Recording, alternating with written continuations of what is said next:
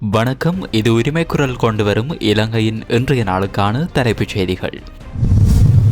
நீண்டகாலமாக மருத்துவர் என அடையாளம் காட்டி நோயாளர்களுக்கு சட்டவிரோதமாக சிகிச்சை, நீதிமன்றம் அதிரடி.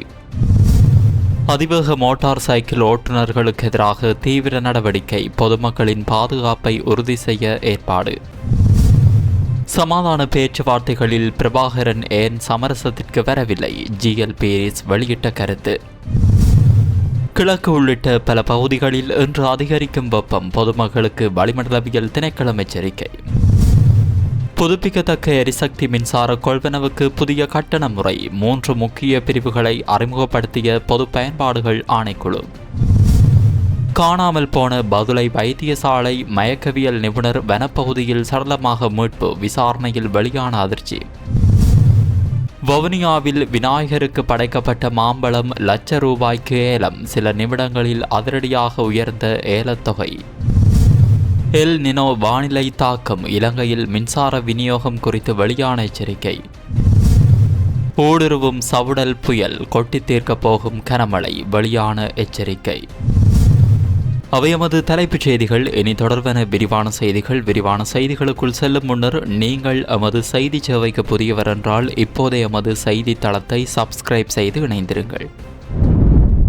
நீண்ட காலமாக தங்களை மருத்துவர்கள் என அடையாளப்படுத்தி நோயாளிகளுக்கு சட்டவிரோதமாக சிகிச்சை வழங்கி வந்த இருவருக்கு களுத்துறை மேலதிக நீதவான் நுத்தினன் ராஜபக்ஷ தண்டனை விதித்துள்ளார். குற்றத்தை ஒப்புக்கொண்ட பேருவளை மற்றும் கல்முனையை சேர்ந்த இருவருக்கு தலா ₹50,000 அபராதம் விதிக்கப்பட்டதுடன் 6 மாத சிறை தண்டனை 5 ஆண்டுகளுக்கு ஒத்திவைக்கப்பட்டுள்ளது. அளுத்கம தர்கா நகர் பகுதியில் சிகிச்சை நிலையங்களை நடத்தி வந்த குறித்த இருவரும் இலங்கை மருத்துவ பேரவையில் பதிவு செய்யப்படாத நிலையில் சட்டவிரோத மருத்துவ தொழிலில் ஈடுபட்டு வந்தமை விசாரணைகளில் தெரிய வந்துள்ளது. களுத்துறை தேசிய சுகாதார விஞ்ஞான நிர்வாகத்தினால் மேற்கொள்ளப்பட்ட விசேட சோதனை நடவடிக்கையின் போதே சந்தேக நபர்கள் கைது செய்யப்பட்டுள்ளனர். இந்த நடவடிக்கையில் களுத்துறை தேசிய சுகாதார விஞ்ஞான நிறுவனத்தின் பிரதிபலிப்பாளர் சமூக மருத்துவ நிபுணர் சரித் ஹெட்டி ஆராய்ச்சி, அளுத்கம சுகாதார மருத்துவ அதிகாரி சம்பத் நிரோஷன, பொது சுகாதார பரிசோதகர்கள் மற்றும் காவல்துறை அதிகாரிகள் இணைந்து செயல்பட்டுள்ளனர். பதிவு செய்யப்படாத நபர்கள் மருத்துவர்களாக நடித்து நோயாளிகள் சிகிச்சை அளிப்பதை தடுக்கும் வகையில் சட்டவிரோத மருத்துவ நடவடிக்கைகளுக்கு எதிராக தொடர்ந்தும் கடும் நடவடிக்கைகள் முன்னெடுக்கப்படும் என சுகாதார அதிகாரிகள் தெரிவித்துள்ளனர்.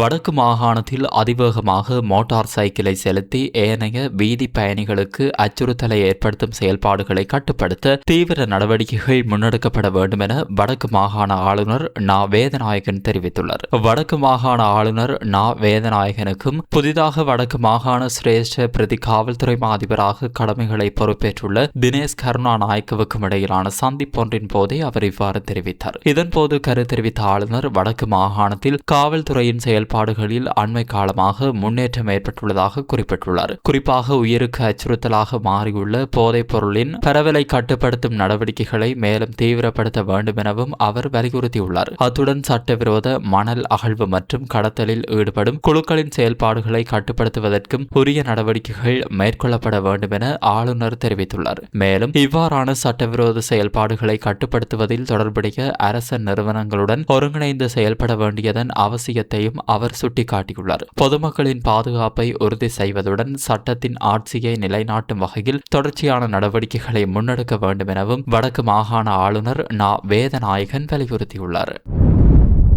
இலங்கை அரசாங்கத்திற்கும் தமிழீழ விடுதலை புலிகள் அமைப்புக்கும் இடையில் இடம்பெற்ற சமாதான பேச்சுவார்த்தைகளின் போது தமிழீழ விடுதலை புலிகள் அமைப்பின் தலைவர் வேலுப்பிள்ளை பிரபாகரன் ஏன் எந்தவொரு சமரச தீர்வுக்கு முன்வரவில்லை என்பது தொடர்பில் முன்னாள் வெளி விவகார அமைச்சர் பேராசிரியர் ஜிஎல் பீரிஸ் முக்கிய தகவல்களை வெளியிட்டுள்ளார். அத்துடன் ஈழம் என்ற தனிநாட்டு கோரிக்கையிலிருந்து பிரபாகரன் பின்வாங்காததற்கான காரணம் குறித்தும் அவர் விளக்கமளித்துள்ளார். அரசாங்கத்தின் சார்பில் சமாதான பேச்சுவார்த்தைகளில் தலைமை பேச்சுவார்த்தையாளராக பங்கேற்ற தனது அனுபவங்களை பகிர்ந்து கொண்ட போதே ஜிஎல் பீரிஸ் இந்த விடயங்களை தெரிவித்துள்ளார். அந்த காலப்பகுதியில் தமிழீழ விடுதலை புலிகள் அமைப்பின் அரசியல் ஆலோசகராக இருந்த ஆண்டன் பாலசிங்கத்துடன் தனிப்பட்ட முறையில் கலந்துரையாடுவதற்கான சந்தர்ப்பம் தனக்கு கிடைத்ததாக அவர் குறிப்பிட்டுள்ளார். இதன்போது இந்த நிலைமை இறுதியில் எங்கு செல்லும் என்பது எமக்கு தெரியும். ஒரு வாய்ப்பு இருக்கும் போதே ஏன் அதனை பயன்படுத்திக் கொள்ளக் கூடாது என ஆண்டன் பாலசிங்கத்திடம் தான் கேள்வி எழுப்பியதாக ஜிஎல் பீரிஸ் தெரிவித்துள்ளார். அதற்கு பதிலளித்த தெரிவித்த ஆண்டன் பாலசிங்கம் தனது தலைவரை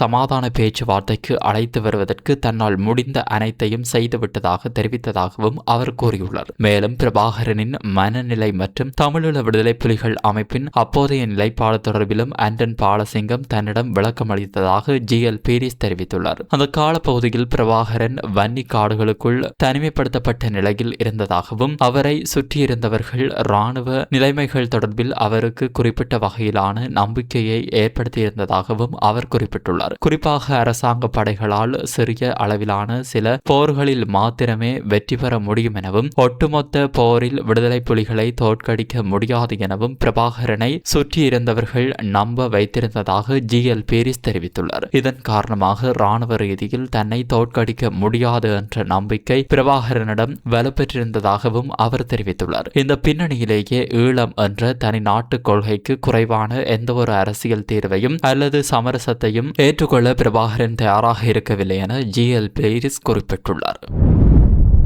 கிழக்கு மற்றும் வடமத்திய மாகாணங்கள் உள்ளிட்ட நாட்டின் சில பகுதிகளில் இன்று வெப்பமான காலநிலை நிலவக்கூடும் என வளிமண்டலவியல் திணைக்களம் எச்சரிக்கை விடுத்துள்ளது. இதன்படி கிழக்கு மற்றும் வடமத்திய மாகாணங்களுடன் வவுனியா, முல்லைத்தீவு மற்றும் மொன்றாகலை மாவட்டங்களிலும் வழக்கத்தை விட அதிகமான வெப்பநிலை பதிவாகக்கூடும் என தெரிவிக்கப்பட்டுள்ளது. குறிப்பாக பகல் நேரங்களில் சில பகுதிகளில் வெப்பச்சூட்டன் எச்சரிக்கை மட்டத்தை எட்டும் வாய்ப்புள்ளதாக திணைக்களம் தெரிவித்துள்ளது. இதன் காரணமாக பொதுமக்கள் போதுமான அளவு நீரை அருந்தி உடலை நீர்ச்சத்துடன் வைத்திருக்குமாறும் அதிக வெப்பம் நிலவும் நேரங்களில் நேரடி சூரிய ஒளியில் நீண்ட நேரம் இருப்பதை தவிர்க்குமாறும் அறிவுறுத்தப்பட்டுள்ளது. மேலும் குழந்தைகள், முதியவர்கள் மற்றும் அதிக வெப்பத்தால் பாதிக்கப்படக்கூடியவர்கள் தொடர்பில் விசேட கவனம் செலுத்துமாறும் அறிவுறுத்தப்பட்டுள்ளது. இதேவேளை வெப்பமான காலநிலையால் ஏற்படக்கூடிய உடல் உபாதைகளை தவிர்க்கும் வகையில் தேவையான முன்னெச்சரிக்கை நடவடிக்கைகளை மேற்கொள்ளுமாறு பொதுமக்கள் கேட்டுக் கொள்ளப்பட்டுள்ளனர்.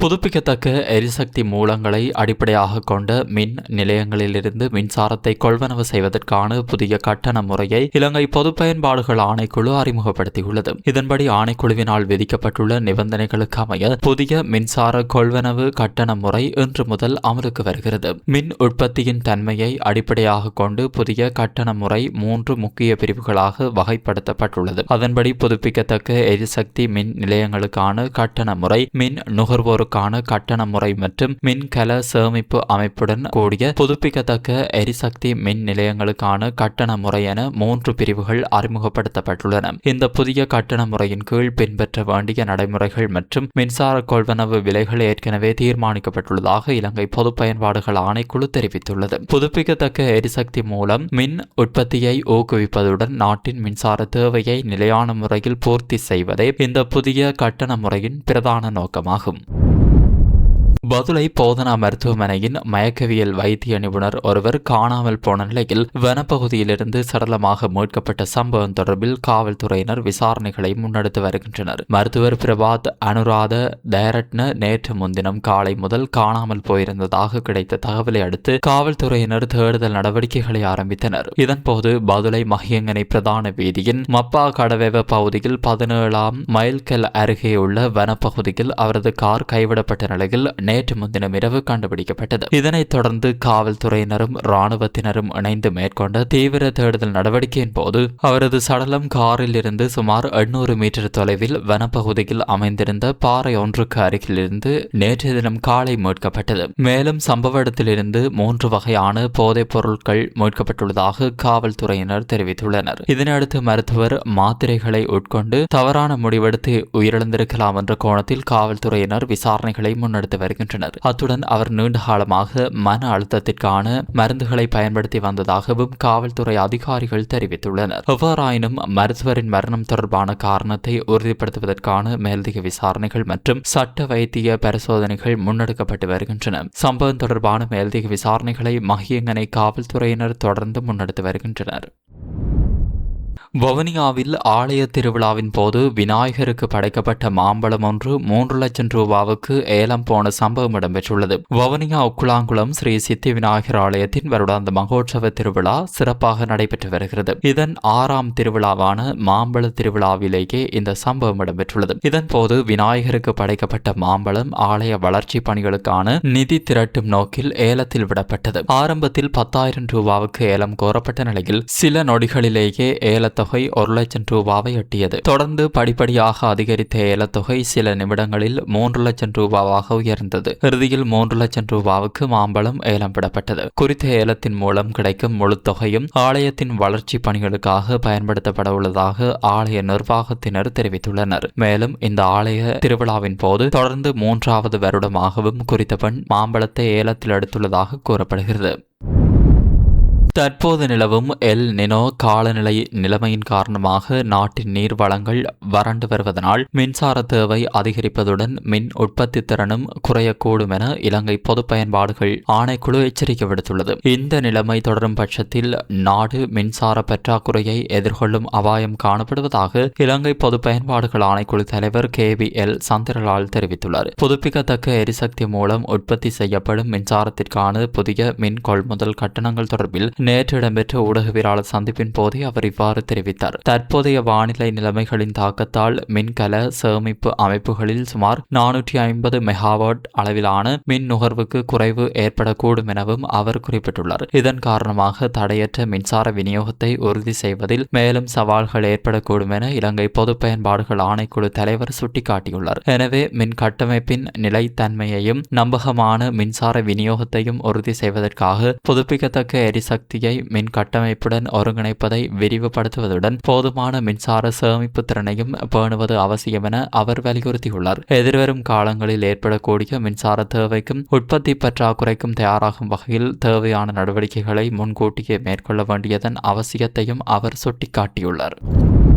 தற்போது உருவாகியுள்ள சவுடல் புயல் பிலிப்பைன்ஸ் கடல் பகுதியை அடையும் போது மேலும் வலுப்பெற்று சூப்பர் புயலாக மாறக்கூடும் என பிலிப்பைன்ஸ் வானிலை ஆய்வு மையம் எச்சரிக்கை விடுத்துள்ளது. இந்த புயல் எதிர்வரும் வார இறுதியில் தைவானின் வடக்கு பகுதிகளை தாக்கக்கூடும் என எதிர்பார்க்கப்படும் நிலையில் அந்நாட்டின் தென் பிராந்தியங்களில் ஏற்கனவே கனமழை பெய்து வருவதுடன் பல பகுதிகளில் வெள்ளப்பெருக்கு ஏற்பட்டுள்ளது. தைவானின் மத்திய வானிலை நிர்வாகத்தின் கணிப்பின்படி சவுடல் புயல் தற்போது ஜப்பானின் தெற்கு பகுதியில் அமைந்துள்ள ஒகினாவா பிராந்தியத்தை நோக்கி நகர்ந்து வருகிறது. எதிர்வரும் வெள்ளிக்கிழமை புயல் தைவானின் வடக்கு பகுதியை கடந்து பின்னர் சீனாவின் கிழக்கு கரையை நோக்கி நகரக்கூடும் என எதிர்பார்க்கப்படுகிறது. இதனிடையே தைவானின் தெற்கு பகுதியில் உருவான குறைந்த காற்றழுத்த தாழ்வு மண்டலத்தின் தாக்கத்தால் பல பகுதிகளில் கனமழை பெய்து வெள்ளப்பெருக்கு ஏற்பட்டுள்ளது. கனமழை மற்றும் வெள்ளப்பெருக்கின் காரணமாக தைவானின் ரயில் போக்குவரத்தும் கடுமையாக பாதிக்கப்பட்டுள்ளது. குறிப்பாக நாட்டின் முக்கிய கிழக்கு கரை பகுதிகளுக்கான ரயில் சேவைகளும் கவுஷியுங் மற்றும்